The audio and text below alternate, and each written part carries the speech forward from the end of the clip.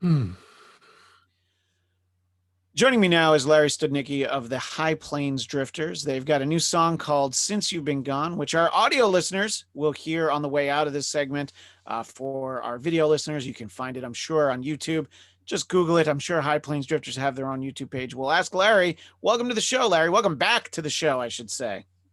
Thank you very much for having us, Christian. Grateful to be here. Absolutely. Now, listening to the song, I was struck how it had a very 80s feel to it, and that is not a complaint. I think that was really kind of fun. It seems like it would be a conscious decision. Talk about what inspired, telling this story via music, obviously, but in that style. The story itself came about in the '80s. That's when the girl in question dumped me and triggered this song. The band and I were all kind of musical children of the '80s, all from around New York. Spent many late nights in the clubs there, and as we sat down to map out this song as a single, we did make a conscious decision to try and bring to bear, to try and marry telling a story kind of in some of the tradition of some of the storytelling songwriters of the '70s, which also heavily influenced me, but trying to bring to bear a lot of the musical influences that got us excited about music in the '80s. Still my favorite decade of popular music. Sure. I mean, I think that I don't know. There's a lot more fun, I think, in the '80s than you'd find in other decades. Not So exclusively. I always refer to it as pre-AIDS, pre-social media Manhattan. So it had a lot of natural advantages going for it.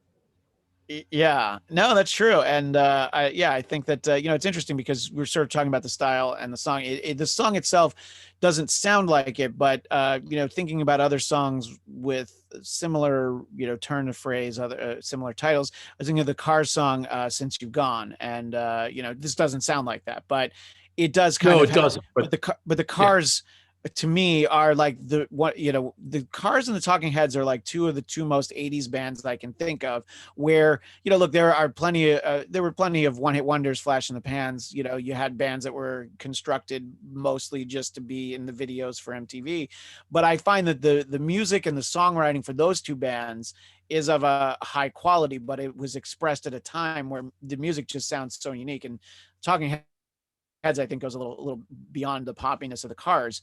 But were there songs about, obviously you're talking about this as a real experience. Were there songs about any of those songs that maybe made you think perhaps of, it was a little bit of an inspiration for you for this song? nothing specifically comes to mind. I'm a huge fan of the Cars. I didn't think about Since You've Gone, although I listen to it pretty regularly. Um, Sure. didn't really think about any of the Talking Heads songs specifically either. It, I mean, the song had been just rattling around in my head for a long time. I came out of a breakup, and I can't say that it was specifically influenced stylistically by any of what was going around then. I mean, other than in the broadest, 50,000 foot sense. Right, in the way that you soaked up all the music you heard at that time and Yeah. appreciated it, and sort of if you steer into that. I wanted you to talk a little bit about, obviously, it's very easy to do with technology. And this is probably not the first song that you've done this way, but in reading about it, in the notes that I got, is that you're, of course, providing the lead vocal, but you're also your own background singer. Talk about how maybe you No, I'm differ. not. I'm not. Oh, On some songs. On this okay. one, I am not a back. I'm not a Okay. backup singer on this. All right, so we'll talk Um, about it more in the general sense. When you're yeah. putting down a backing vocal track, obviously, if you're hired as a session background singer, you're probably your number one job is to don't overshadow the lead singer. So, how do you do that when you are the lead singer and you're also creating your own background vocals? How differently do you approach that? Um, I did it on the song that preceded this, which I hope you played, the one that got a lot of attention this past Christmas called Santa Bring My Girlfriend Back. I sang backup vocals and lead there, but I sang backup along with the guys in the band. And I just try to, like you said, sing a little softer, sing in a slightly different key, and not be as loud as I would on the lead vocal. No real magic to it. I mean, I kind Yeah. of prefer that guys in the band take the backup vocals. I try to stay out of it. I don't. My head doesn't. My musical head doesn't work such that I'm the right guy to come up with most of the backup vocals. And there are a couple of guys in the band who are superb at that, and I just let them do their thing. Yeah, no, I think that I can see that would probably, if I had any musical talent or ability, that would probably be where I leaned towards, is like, yeah, let's kind of get a little bit more of a live feel where it's not, just my unless you're doing like crazy, like late 60s, like Jim Morrison, like doubling his own voice in the background on different tracks. When you're going for like crazy sounds like that, that's different. But yeah, just generally speaking, it will probably have a more natural feel if the people in the band are the ones doing the background vocals. You referenced the Christmas song, which we that was the last time we talked. It was Santa, Bring My Girlfriend Back. I wanted to talk to you a little bit about some of the reaction you got to that song, and if vaccine willing and everything goes well and people are able to go and see live shows again in December, do you feel like it's going to have to find its way into the set list by the end of the year? It would be in the set list for sure. I'd love to think that, for a lot of reasons, that by next December, Manhattan will be broadly open and people can go out again, and that no new variant pops up, rears its ugly head at the last minute and forces everybody to shelter indoors again. We got a lot of great feedback on the song. It made some great podcasts. The Listrionics podcast on Spotify picked it as one of the 5 best new holiday songs of the year. Right on Christmas Eve, Harper's Bazaar put us on a list of 16 humorous Christmas songs that you should listen to in this dreadful year. And to see, I mean, we're pretty unknown. So to see our name and that song alongside one of my all-time favorites, the Chipmunks Christmas song, and You're a Mean One, Mr. Grinch. You can't top it. It's the all-time greatest Christmas song. Adam Sandler's Hanukkah song was on there. Lady Gaga was on there. The Killers were on there. And then there were the High Plains Drifters. I'm sure everybody's wondering who the hell we were, but we made the list. So that was really cool. Yeah, the last time that we talked, when we did talk about that song, I'm sure that seeing you on the list probably riled up both Elmo and Patsy, who of course are known for Grandma Got Run Over by Reindeer. If you kick them off the list, they're like, wait a minute, this is our time of year. This is all we've got. That's all they've got. They've earned their place on that list. We're not looking to kick anybody on the list. We're happy just to join those lists. They're like, Studnicky took the only thing we've got. Yeah, right, exactly. But no, I mean, look, and obviously getting, I mean, Harper's Bazaar, that's some great national attention, but being one of the 5 best new holiday songs, that's impressive, because I think every holiday season there's, I don't know, I want to say, let's just be conservative and say at least 100, that actually like get played. So, I mean, yeah, when you look at what's out there, you see that tons of major label artists are putting out their Christmas songs every year, and you're competing against them. You're competing against all the classics, and we managed to cut through the clutter of competing against whatever all the new songs were, and made it onto some lists. We made it onto an Amazon Christmas playlist, alongside all the classics. Bing Crosby, Dean Martin, Frank Sinatra, everybody. That made Christmas for me, to be able to see us alongside all the classic Christmas carols that I grew up with.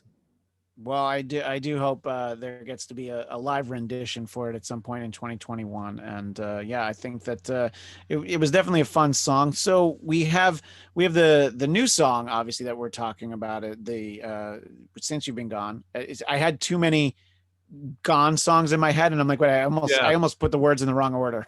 But Since You've Been Gone, and so there's a lyric video out there. Which what's the best way for people to find that?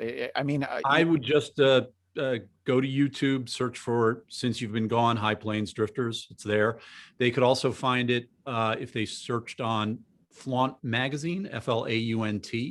The actual premiere of the lyrics video was last Thursday on Flaunt out of LA. I want to thank them. Again, giving an obscure band like ours that kind of attention was a big deal for us.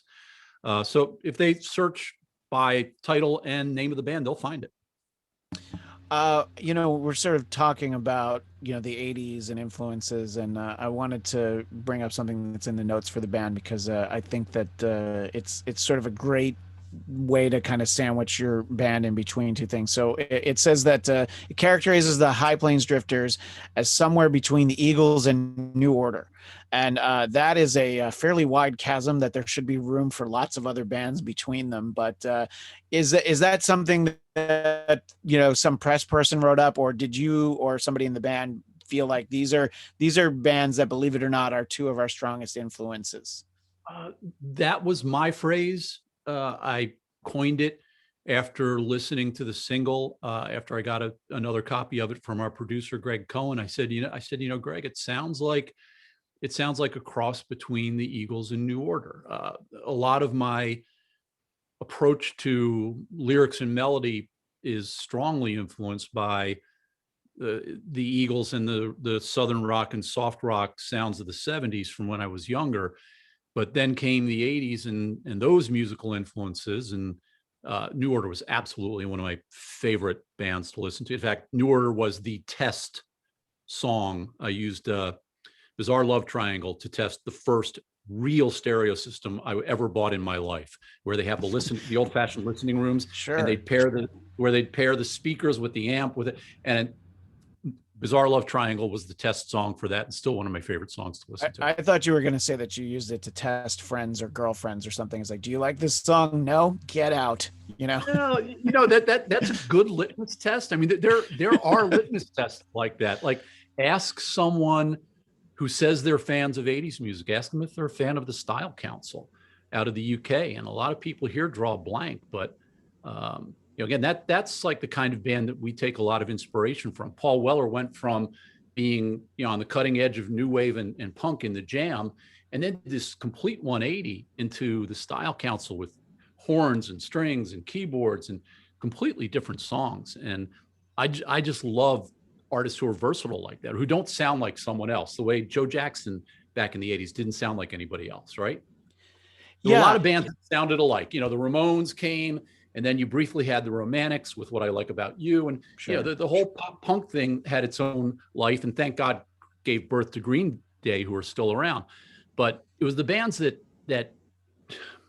did their own thing in the 80s that, for me, were the standouts, who didn't sound like everybody else. People like Bowie, even back in the 80s. Yeah, well, I mean, the 80s Bowie doesn't even sound like 70s Bowie, and I mean, I think that when you have people who were able, I mean, there are some great pop songs that David Bowie is responsible for in the 80s, but it's not, and it's definitely, at no point did you go like, oh, he sold out chasing a trend, I mean, like. No, not at all. Right, exactly. Yeah, it's I think as much as I like Emotional Rescue, I feel like the Stones were definitely looking for something with that. I think it's a great song, but they were like, we need a disco song, and I think with Bowie you didn't always get that feel, I mean. Yeah, but when you get to be, when you're the Stones and you've had the kind of career they've had and their longevity, I think they're allowed to go, let's do a disco song. They're the Stones. And look, if it wasn't a great song, I think that if the Stones went into the studio to cut a disco song and they came out with Rick Dees' Disco Duck, that might have been a problem. I think it would have been like, you know what, maybe we don't need a disco song in here. But yeah, and it's weird because they started. I saw them in concert. It's almost 10 years ago now. Wow, they put that back in the set list for the first time in like decades. So obviously they have some affinity for it. But yeah, I think that the best thing about the 80s, and that's why we're talking about the 80s, is because your song really does evoke some of that feeling, is that music just was able to sound so different. And look, some of it was because of synthesizers in ways that you didn't have a horn section, but you sure sounded like you did, and I mean, and like even your rock bands that added keyboard players, because it was like, well, we need to have some of that sound. I mean, if you think about bands that evolved from the 70s that were able to make it into the 90s, I mean, as much as I love early Makeup up Kiss, like the late 80s MTV Kiss. It's like, you listen to it. I mean, they did an album called Crazy Nights that's produced by Ron Nevison, who did the Heart record a couple years later. And it's just, you listen to it now and it's like, oh yeah, this is like, how can we have something that sounds more like a Bon Jovi record, you know? And that, Yeah, I think that would be an example of somebody chasing a trend, but you can still get good music when you're doing that. But I think just on the whole, there was there's so much out there at that time, you know? yeah, but there's chasing a trend, and then there's paying homage to a genre or a trend. So like some of those synth sounds in the 80s were pretty damn cheesy.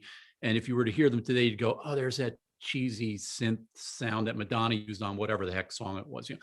But some of them are still really cool. And we've got another half of the album to go. And there are a couple, I'm not going to name songs or bands, but there are a couple of specific sounds from back then that really captured me on the synth level that I think we're going to be working into a few of the songs yet to come.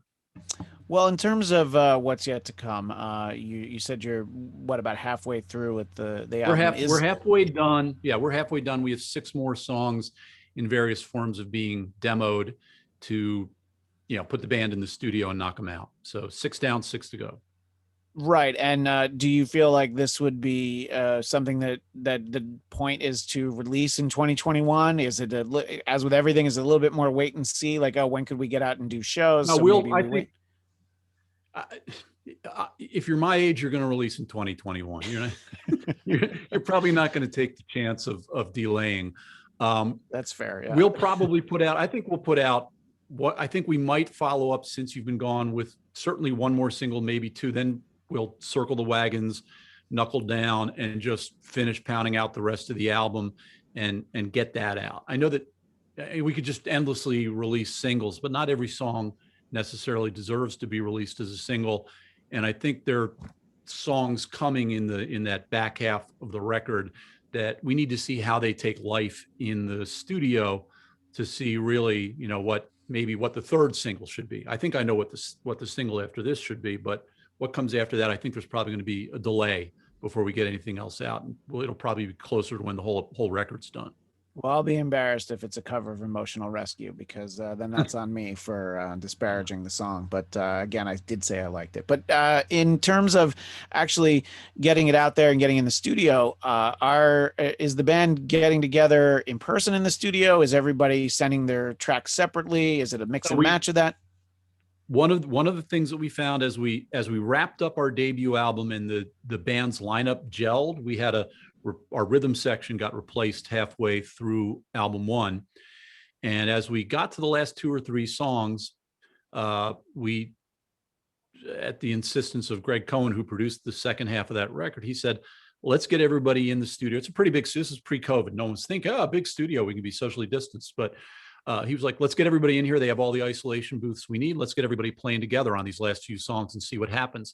And the guys in the band are superb musicians, and having them in the same room together just elevated everything. It was noticeable immediately.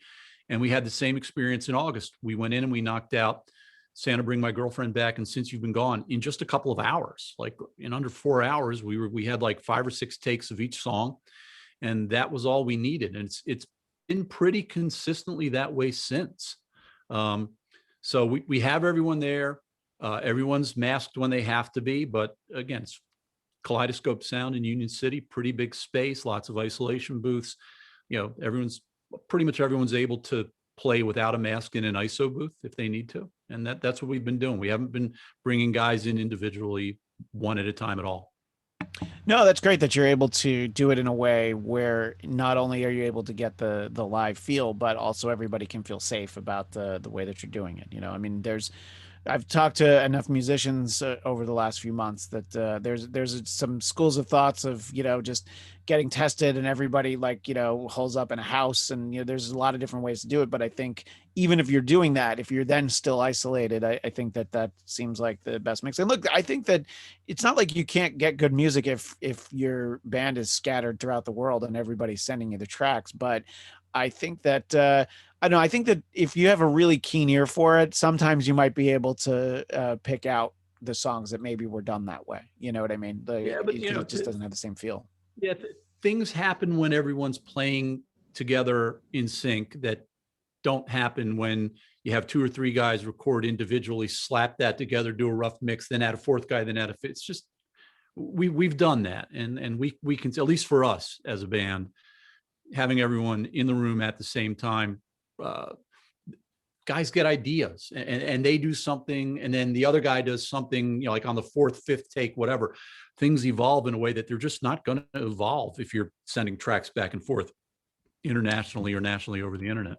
Yeah, I mean, and anybody who is, if you're a big music nerd and you've actually like listened through demo sessions for albums that you like, I mean, you have bands like the Beatles where like the demos get released just because, it's been more than 50 years since they've had new music, except for those couple songs that they did on those anthologies. But you know what I mean? It's like sometimes hearing like a demo version, you're like, oh my God, that's so different. And you're like, I don't even know that it's better, but I also like it that way. And if it's just somebody's in their own studio, it's like, well, you're not gonna catch that moment. Nobody's gonna feed off of a moment that maybe goes a little differently. So yeah, I think and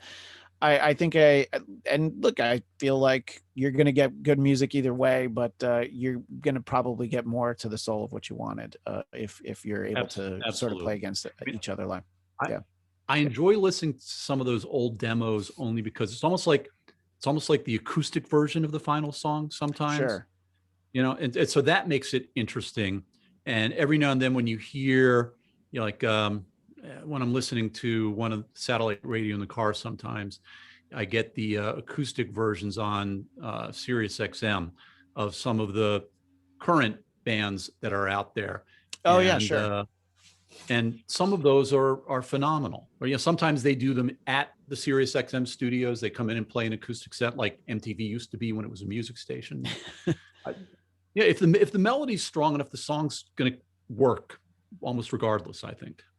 Yeah, and I think that when there was definitely that trend in the early 90s. I mean, there were some of those acoustic shows, MTV Unplugged, like some of those versions, were almost they're just different, and you're like, oh, I just love hearing that. And yeah, I think getting to hear different arrangements, and look, sometimes you have bands that get a little bit more advanced in their career, so they start playing songs a little slower and stuff like that. But I think it can all be cool if you're able to actually get to hear the different takes. And there's something about demos though where it's like, oh, I'm not supposed to hear this. I mean, until they're like released officially, it's almost like, and I don't know, a lot of times just like hearing the banter between the band between songs like that really makes you feel like you're part of it, and you can kind of understand. It's like, well, that's how that process led to this, because they were talking between the songs. I mean, that's we've on this album, even if we release the demos, you probably wouldn't get that. Most of that back and forth talking and bannering is going on at Greg Cohen's studio on the Upper West Side of Manhattan before we set foot in the big studio at Kaleidoscope. It's usually me and Greg and maybe one of the 2 guitarists working out the basic ideas, and a lot of the bannering is being done and not being recorded. And maybe I should pay more attention to that now that I'm listening to it. Because the songs can take entirely different directions just because someone goes, that guitar part's not working, try something else, and the next thing that the guy plays is brilliant, and you go, that's it. Yeah. Well, and that's the interesting thing about when you're talking about, earlier decades, where to keep the tape running was actually pretty expensive. Whereas now it's just to be in the room. Yeah. You could go bankrupt just being in the room for a day. Crazy. It's true. Yeah. Crazy. So now every good producer has everything he needs at home. Yeah. So, well, yeah, especially bands that sort of self-produce, because you're just like, oh, there was that one thing that happened and I don't remember when it was, and then you don't have it and it could be lost forever. Before we go, there was one of the things I don't think I asked you about this last time. When again, reading the notes, it talked about the band getting together basically at over a dinner with, I think it said, not enough food and too much booze at a Tex-Mex restaurant in Manhattan. So I'm going to assume obviously it's a table of people who all knew each other, but is it as simple as it was not a band before you guys all got together to hang out, and then by the end of dinner you actually were a band? That's a true story. It was 3 of us, and I knew the other 2 guys. They didn't know each other. Okay. John Makem who's one of our two guitarists, backup vocalist, and has been lead vocalist at times. But before I learned to sing, John sang two of the first four songs that we did on the debut album. The other first two songs on that debut album were sung by Charles Zarnecki, who produced the first half of the album. I knew John, I knew Charles. They didn't know each other.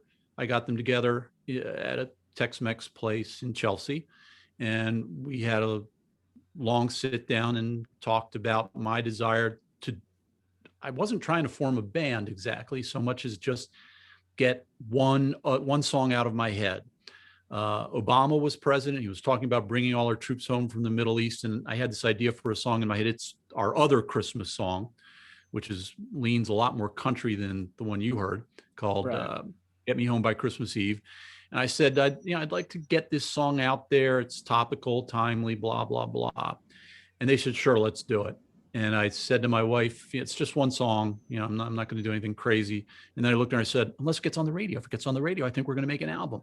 And they were game for that. So that's how it all started. Started with one song and got on the radio. And I said, let's keep going. Was there ever a conversation about naming the band after the Tex-Mex place, or would it have been like, oh, well, ladies and gentlemen, Burritoville? Trying to name a band is one of the hardest things I've probably ever had to do. Trying to name anything. Well, I don't care if you're naming a consumer product, your company, your band. It's almost impossible. All the good names are taken, it seems. So no, I don't think I ever thought that we should be named. I think I could find the restaurant again. Yeah. Assuming it's still up. So many things are closed. Well, that's true too. Yeah. Yeah, but I know where it used to be. I'm not sure that it's still there. But I never. It's probably not a bad idea to think about restaurant names for band names. There's probably something there. Cross promotion. That's get a corporate. Sell out, right? I'm old anyway. Sell out. Get a corporate sponsorship. Chipotle Mexican Grill, the band. I mean, look, if they want to fund the tour, it's the least you can do is put it on. Wear their T-shirts. Put it on the but ad. You can't. Yeah. But you can't do much more than that. You couldn't wear a sombrero without being accused of cultural misappropriation. Well, yeah. See, now that's where you have to. You have to run it. Right. You have to make sure you steer clear of that stuff. Right. You were talking about your bandmate John Maycomb, and I was sort of reading about. I guess he had a lot of music that was featured on TV. It specifically lists shows from the '90s, so it seems like he must have been very active because it says Dawson's Creek, Party 5, and Felicity. So it's basically. John is basically all of my wife's favorite shows that she was watching when she was in middle school. Yeah, John had shows on a lot of the so-called tweenie shows in the 90s. He had put his first band together in high school under the name Binge, which I always loved. That's a great name. That's a great name. Yeah, that's a great name.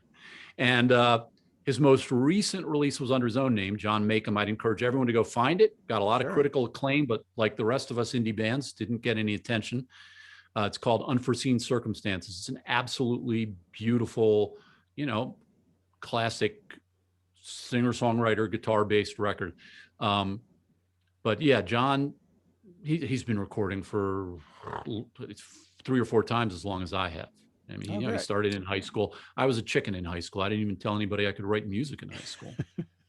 Yeah, no, I mean, I can certainly relate to that. That makes sense. Well, Larry, it's always nice to get a chance to chat with you. And I like to think that we'll get a chance to talk again this year when the album is out. High Plains Drifters, the new song, Since You've Been Gone, can be found, like we said, like with anything, it's like wherever it can be found, it almost doesn't matter because you just type it into Google and then there it is for you, It's everywhere. All the streaming services, YouTube, our website, High Plains Drifters, hyphenated, high-plains-drifters.com. Or YouTube, Amazon, Apple, blah, blah, blah. If they're listening, you might be willing to sneak a Chipotle between one of those hyphens if the money's right. No, I'm just kidding. No, right. Yeah, we would never do that. Never. No. But if they want you to write a jingle for them, then you can talk. I mean, it's funny because I've heard that like Barry Manilow early in his career wrote a lot of jingles. And that Like a Good Neighbor, State Farm is there. He wrote that. Yeah. And so there is an art to it, and Alan Thicke wrote a number. Sorry, what When was you that? talk to guys who've done it, they tell you it's not like writing a song at all. Yeah. It's like they say it's a completely different process. You could be a great songwriter and a shitty jingle writer. I get that. You have like what, 15 seconds? Yeah. That's hard. That is Yeah, hard. no, exactly, and it's just to get the one that sticks with you. And I was always impressed that actor, talk show host, the late Alan Thicke wrote a number of TV theme songs like "Facts of Life" and a few others. So it's interesting what the things that people do when they're coming up. And I mean, look, Barry Manilow writing song jingles is like, well, he's a songwriter. That makes sense. But sometimes it's interesting to see some of the hats that people wore along the way. Anyway, Larry, I hope that maybe we'll both have some different hats on the next time we talk. High Plains Drifters is the band. I recommend the song. And before you know it, it'll be Christmas again. And we'll be celebrating with, I don't want to put the words in the wrong order. Santa, bring my girlfriend back. Bring my girlfriend Santa, back. Bring my girlfriend back. Larry Studnicky, High Plains Drifters, thanks so much for your time. I always appreciate it. Thank you, Christian. Grateful to you for having us. Really, really fun. Thank you. Thank you.